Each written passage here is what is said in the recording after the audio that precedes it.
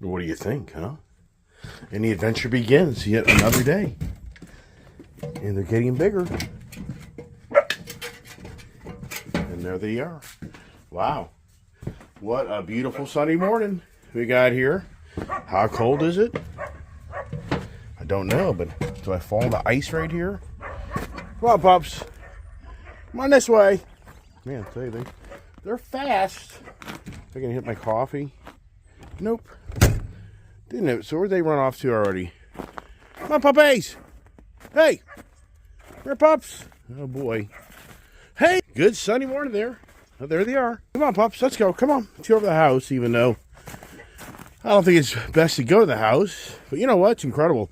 This good old camper is toasty warm. It's 75 degrees inside my camper in my bedroom. And I went through 2 tanks basically in about a week. So that's basically $65 a week to run propane to keep me really warm. Come on, Pops, let's go. Come on. Let's go to the house. Let's go to the house and go get the other troublemakers.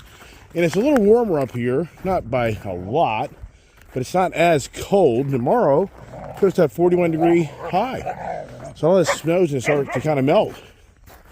And look at them. Look at them playing.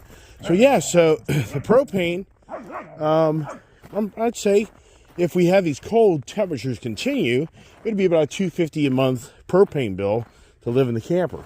Not including electric, you know, so I'd say $300, which I don't think that's too bad compared to my $1,000 farmhouse bill and shop bill. But it all adds up, doesn't it? Hey, guys, how you doing, huh? So as you get over the house, yesterday I had to scrub the whole lower level of the house.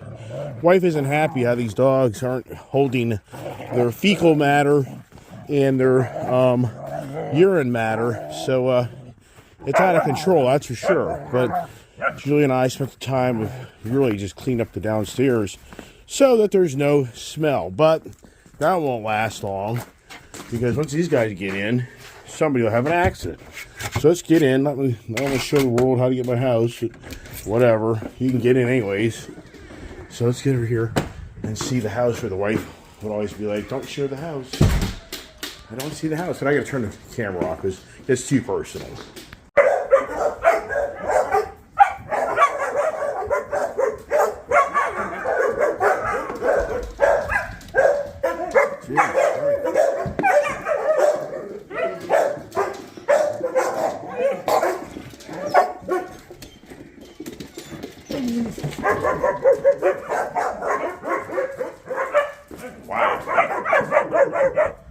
They haven't seen each other for a few hours. Look what happens, right?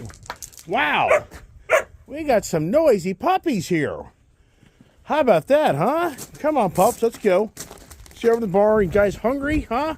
Let's go for the usual routine of chase the mutts around, right? Wow. Oh, my goodness. It's Sunday morning, everybody. Hope everybody's having a blessed Sunday. I didn't do any more snow plowing because waste of time. Actually, having this snow that's kind of loose, it's actually to my advantage. It's not as slippery, so actually... Hey, no! Hey, Scout! Nope. So here we go. They're going to get me caught. No! Get in bar! Get in office! Here we go. Ginger! No! See, these guys are going back 40 again. What's that all about? Ginger! Come on! Scout, get in! Get in the office. What is that all about? Ginger! Get back here. Let's go. Come on. They just pee out my stuff. Come on, Scout. Come on, Ginger. So, yeah, isn't that something? I wasn't paying attention. And yabba dabba doing on my freaking video. That's so to show you how much warmer it is, the water didn't freeze. Yeah, so it is not as cold as it has been. Sorry. Come on, pups. Hey, Ginger. It's that little Ginger girl. She's being naughty. Ginger, come on. Let's go. Where's Tango? I don't know. Too many dogs. Too many things. Hey, get out of there. Don't do that. Go somewhere else to go poop. Okay, go on. Will, go on. Come on. No. Why do you have to poop in my barn? Go outside and poop, you dumb dog. Get out there. I mean, just incredible how the dogs come to the barn to crap. All right, so as usual, Prince is the lone, the Prince is being Prince. Come on, Prince. Princey, hungry? Come on, boy. Come on, Prince. Tell you, these dogs, they're fast. Yesterday, just instantly, freaking, just Rebel instantly is outside the fence of the property. I mean, just incredible how fast these dogs move. All right, I don't know where Prince is, so we got these guys locked in. Is Gypsy still in here? I don't even know. Well, it's interesting. They've got Gypsy, but Prince is playing Prince. So it's, oh my gosh, here I am. In some ways, did I dress up too warm today? I don't know. Guess it's always be better to be dressed warmer than colder. But hey, Prince! I just don't get it. The Prince, the little crybaby. I call him a crybaby dog. He's a big crybaby. All right, let's see here. Let's just get some food. I got a bunch of food that I'm going to have to fill up this thing again. So here we go. So here goes the theory. There's one bowl. Let's put it way over here. Put it way over here. And who goes for it first? Now we got a second bowl. We'll put way over here. And see how that goes, right? Little stinker. Can't put all the bowls in there. You can't get that. So, and as usual, all my rugs are getting destroyed. Oh, my nice Indian rugs. Those things are history. So here's another bowl, which I guess all I need because they just don't really, well, you know what? Put it here. All right. You know, Gypsy, your bowl's over there, babe. Or your bowl's over here. Yeah, whatever. All right. So let's close that up. And so now, good old Princey boy. Once again, where is he? Where'd Prince go? Yeah, he's just hanging out. He doesn't usually roam, so it isn't so much a concern of that as much as it is just getting him in here to eat, which I haven't had a drink of coffee yet. Haven't even had a drink yet. Wow, my friend Chris and Shannon, they're such good friends of mine, and Chris is so funny. He literally, hey Prince! He sent me via messenger, hey, I haven't bought a car this year. I was like, that's pretty funny that he would do that. I mean, that's pretty classic, actually, because if you know me, then, yeah, right. So where's Prince? I have no idea. My guess is he ran up to the house. Who knows? You know, and once again, Prince doesn't seem to be the one. There he is. Hey, Prince. Come on, boy. Let's go in. Come on. Come on, you ready? Come here. Let's get you in the door here. And here, boy. Come on. Come on, Prince. Come on. Here you go. Prince, over here. Come here. Come here. Come on. Come on. Come on, get in. Come on, get in. There you go. Now we're making progress. How about that as they all fight with me? Now, yeah, it's warm today. I'm trying to get my thing here to lock the door. But yeah, it's warm. I mean, I think I actually overdressed. It's going to be a very nice day. Yeah, I think a lot of the snow's in the melt, but my friend Chris, so funny, sent me that via messenger this morning through Facebook that, hey, I haven't bought a car yet this year. Well, I've tried. It's pretty classic, just to show you how bad the addictions are. I mean, would I try to buy that Ford Ranger Raptor? Yeah. Why wouldn't I?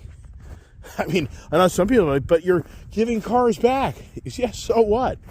Give the cars back. I mean, it isn't like I'm not going to have to pay the dues for giving cars back, so it kind of cracks me up for people. It's like, I get if I was stealing the car. I mean, sincerely, if I was stealing these cars, I didn't pay for them anymore, and I kept them, and I locked them down where they couldn't get them, and I never paid for them.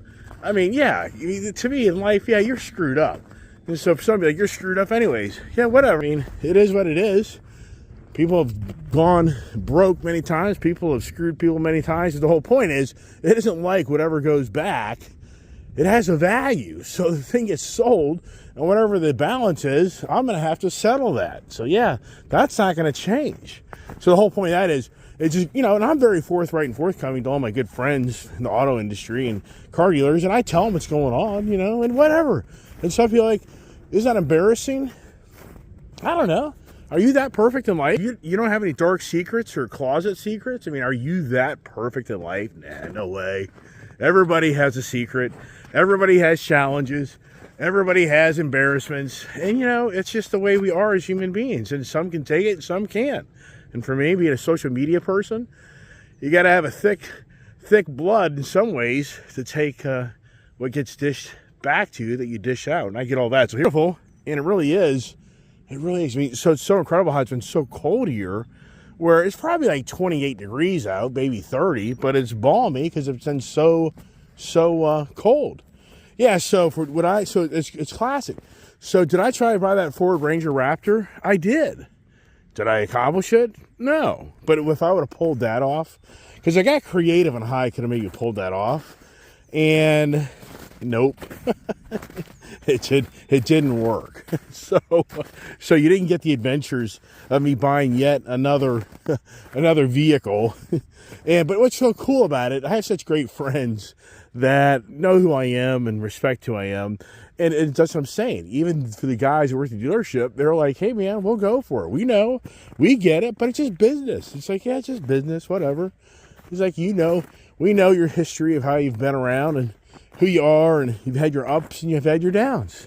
So I thought that was a great tool for Chris to give me this morning to talk about how, as of yet, I have not bought a car this year. And, it's possible that this could be the year for me, and a first, probably since 2009 or 2010, that I haven't bought a car or a vehicle or anything that's, motorcycle, anything. And I know some would say, why do you need to buy another car or truck, motorcycle? You already got too many. Right, I know that, but it's always about the flavor of something different and new for me. So yeah, 2025 could go down on my YouTube channel as the year of not one vehicle purchase.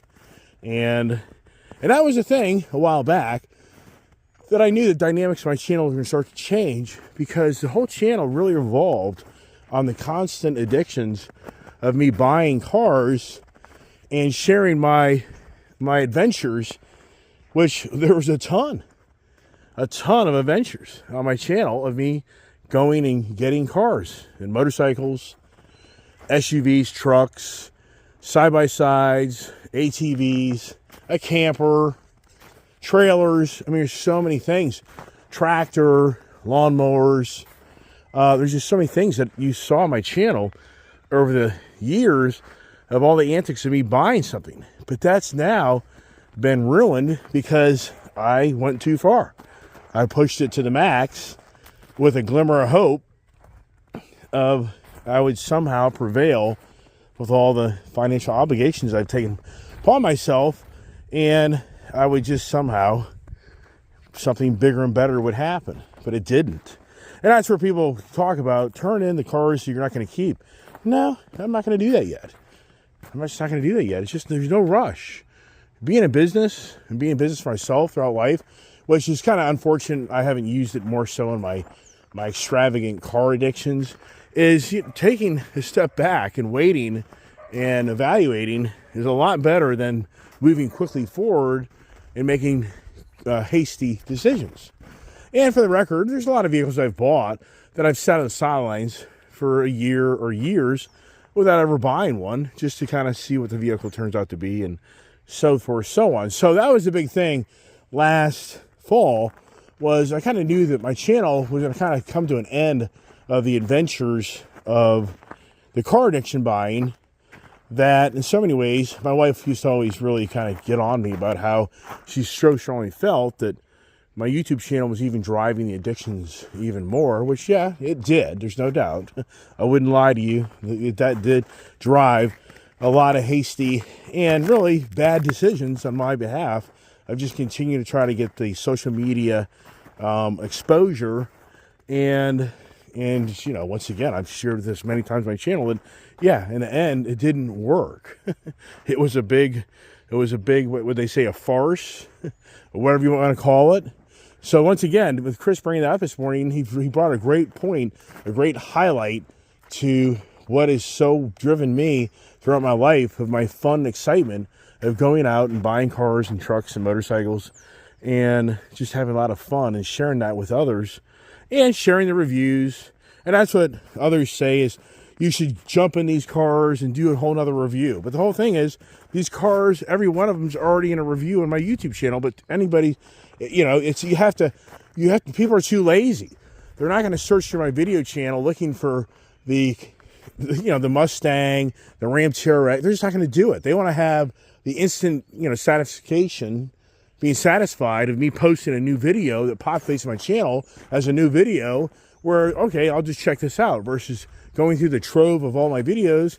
Most people are like, forget that. That's just too much work. There's nothing there. It's not exciting. That was yesterday. It's not today. And that's the life we live in. What's really interesting is I was reading a really good article this morning about how the autonomous vehicles, they're not going to be really the vehicles that you see in the colder environments.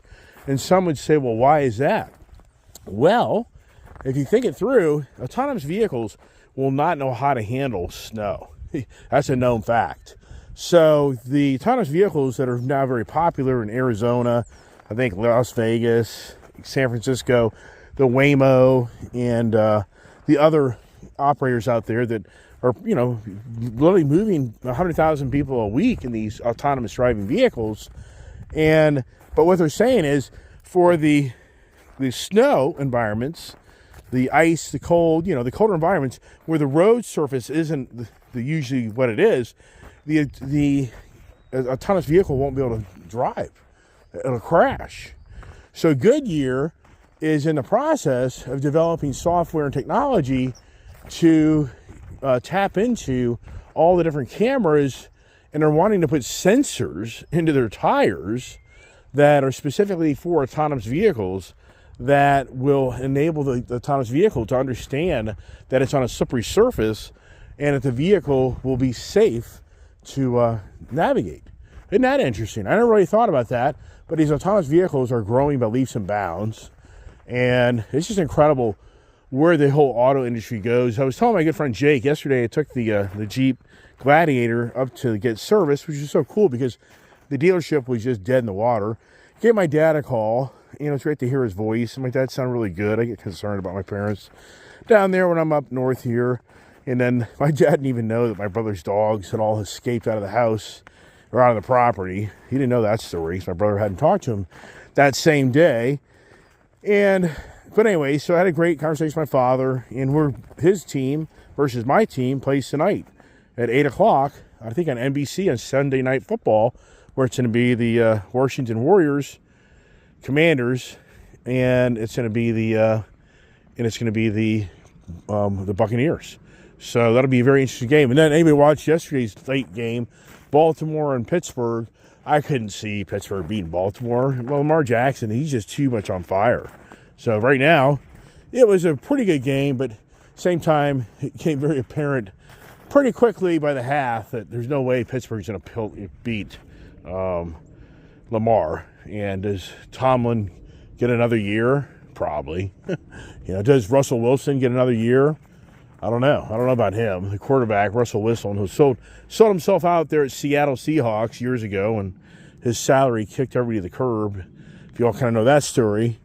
But anyway, so I was up there at a Jeep dealer, and I just kind of talked to my friend Jake, and who's in the finance side.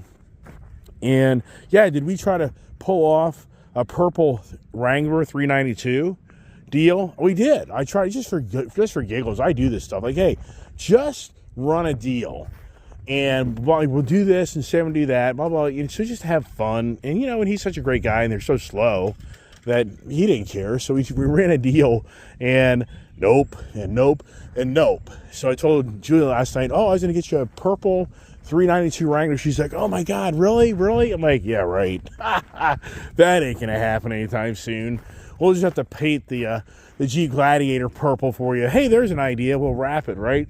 So when I was sitting there talking to him, and I was really kind of saying where is the car industry really going over the next 10 to 20 years? And you think about a 10-year-old kid right now, 5-year-old kid, and I just think to myself, by the time they hit their driving age, what is the car industry going to look like? And I really strongly believe that if the autonomous vehicles really do come to fruition, and they really do become trusted and reliable, and I'm not talking about these rural areas, I'm talking more, the more suburban, the New York, the DC, the Tampa, LA, Chicago, go through all the major metropolitan areas where the infrastructure for the roads and the mapping really changes the dynamics of the car industry, where I really feel so strongly that my YouTube channel probably I would have to say it would probably get a lot of attention 20 years from now, because it would be young people looking at a guy that owned like 30 vehicles. And really more than that, if you count the motorcycles. Between the cars and the motorcycles, you could say I probably topped out at like 40 vehicles or something like that. So I think they would be stumped to try to figure out why this person would even have that. Because I think that the next big generation that's going to own cars, they're not. And I've talked about this before on my channel many times. I truly believe that it's going to be people that a car just comes to you, or even a drone. I have to honestly say the odds are to be a drone as well, where you'll have air flight capability. It'll just be about the money factor, what you can afford to pay. But I think that the ownership is just going to disappear. I just think the whole car industry is going to have a whole different remake. And I just truly believe that's what's going to start to play out in the future. And yeah, there's always going to be a niche of people owning their own cars. And I don't think that'll go away per se. But I think that it'll really transition more into more people that they just get on their device, or whatever their device is at that time, and they alert a vehicle, a transporter, transponder, or whatever you want to call it, a pod, to come and get them and take them, and there it is. And they're not going to have this financial obligation and headaches of, the say like me. But you think about that, and you think about just for Loudoun County, Virginia, state of Virginia. So for state of Virginia, the personal property tax is so ridiculous. It is so bad on how they abuse you as a person wanting to own vehicles, that really, for the most part, every vehicle that's in the state of Virginia that's titled and registered in Virginia, it's $1,000 profit center for the state of Virginia, because they don't have to take care of the car, not including the registration fees. So if you just took an average of what the personal property tax on vehicles is from the business side, the personal side, for how expensive these cars are, I guarantee you that the state of Virginia can count the average cars worth $1,000 a year to their tax base, which is ridiculous. And there's the point, is the future of people owning less and less vehicles. What happens to the good old tax man that lives off these personal property tax bills that enriches all the government employees to have really nice, secure jobs, and for all the monies being pumped into the Virginia overall governing bodies of how they use those monies and what gets preference and what doesn't? So I think that that's another thing that'll come to be. Just like the gas station industry, I truly believe over the next 10, 20 years, that industry is going to be extremely challenged. All the small guys are going to go out of business. I get people that comment, what do you do? What do you do? Well, I'm in the gas station business. And they're always wondering what I'm doing. And I'll just tell you straight up, if I was a guy that had $1 million to $2 million, there's no way I would get in the industry I'm in. You'd be a fool. You'd be a fool.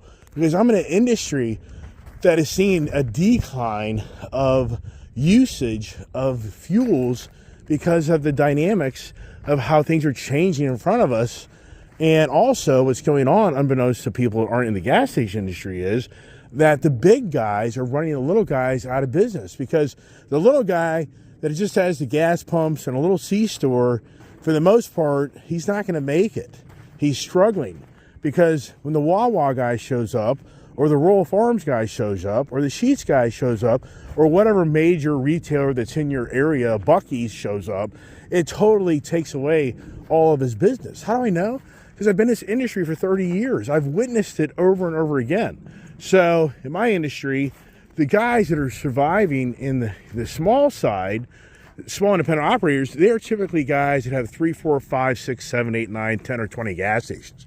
The guy that owns one station, the only way that guy's surviving is if he's at a location, it's all about location, where he hasn't had the big guys, the big fuel stops show up that eat into his business.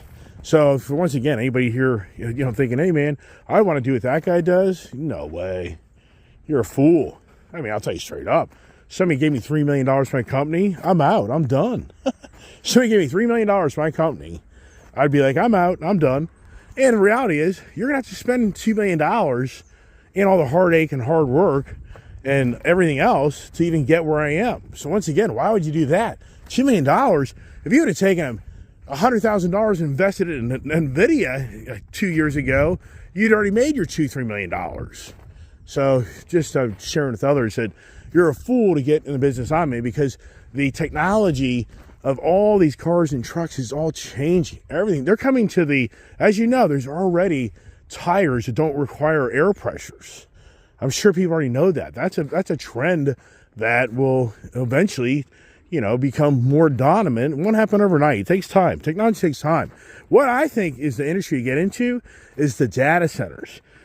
So my good friend that I have is thinking about the data center industry, and that's the moneymaker. Whether you realize it or not, these data centers, the environment has to be pristine, perfect for all those major servers that become very hot, that they have to operate in just like the pristine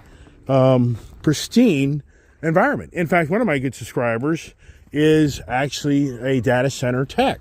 He's even reached out to me and said, you should get out in your area and you should get into that industry. If I was a little younger, I probably would. And if I don't already have a successful company and I already have obligations here in my own backyard of all my dogs and lifestyle, yeah, I probably would evaluate that. But if I just got rid of half of my fleet of vehicles, that overnight just changes everything, the dynamics of me, of the monies I make. So, point is, the data centers, that business is a gold mine. And what the business is you're the cleaning management company that manages these data centers. They have to go in and clean these facilities. And it's an incredible, elaborate, very, very sophisticated. You really have to know what the hell you're doing, because apparently if a server goes down, if say that you're in this data center and you by mistake unplugged or hit a wire that disconnected a key server, that could potentially be a $5 million per second challenge. Meaning that you just shut down a major server to major infrastructure throughout the world that's doing transactions every second that's worth millions. So, this is what I'm being told. Now, do I know it for a fact? I don't, but I'm just sharing with you information. So I look back to myself and think, wow, man, I wish I'd known 10 or 20 years ago that the build out of these data centers was going to be the next big opportunity. And in this area I live, the data centers are overwhelming, but there's another 184 data centers slated to be built in Loudoun County, Virginia. So there's going to probably be 400 or 500 data centers. It's just in Loudoun County, Virginia. And who's going to have the contracts? And it's already happening. There's companies out there that have already been created that have the contracts to manage these facilities. And it's big, big time money. And it's worldwide. There's one guy I know that owns a company here local. He just flew 3 guys to South Korea to go into their data centers to help them manage and learn how to clean these data centers without creating problems and challenges. So there's a lot to that. So just what I'm sharing with you is we all kind of get fixated on what others do, what we think makes sense for you to do. But I always think to myself, man, how you can tap in to the internet and make money. And that was why I always thought my social media channel would at some point make me money, because it's a YouTube channel that's it's public throughout the world. I have Denmark, Australia, Canada. I have people throughout the world that watch my YouTube channel. And that's the key, is if you can take your knowledge or take a business model or provide a service or whatever it may be through the internet, and it's infinite of what you can capitalize and become. We've all witnessed it, what's happened with the internet. People have tapped into the markets and they're selling millions and millions of items and things because it's worldwide capability. Versus you go by a gas station, you're stuck. Your customer base is your surrounding local area.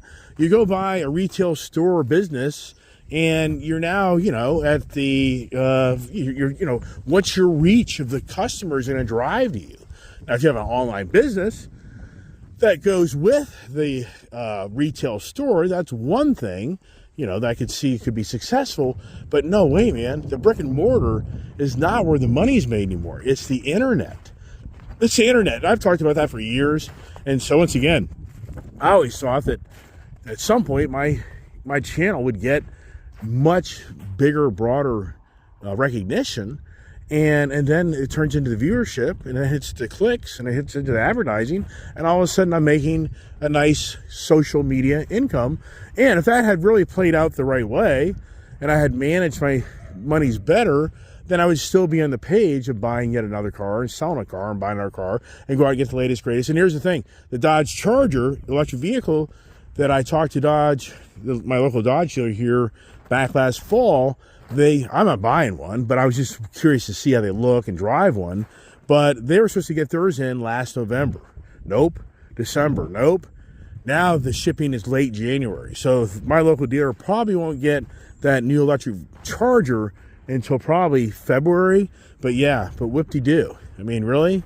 I mean, I just think, I think most people would agree right now that electric charge, the electric, the lightning feeling has kind of come and gone. I think that most people now are really on the page and way too risky to buy an electric vehicle, because of, if you buy it, you're stuck with it. You really are. I mean, I like the Blazer here. We got a great deal on it, and it's very usable for what we do with it in the business. And now Julia going back to college, we'll have a good vehicle to get around in. So it's a very practical vehicle. It wasn't a lot of money, so that made sense. This Lightning, I mean, I'm just at the point where I was telling them, take it. Just take it back.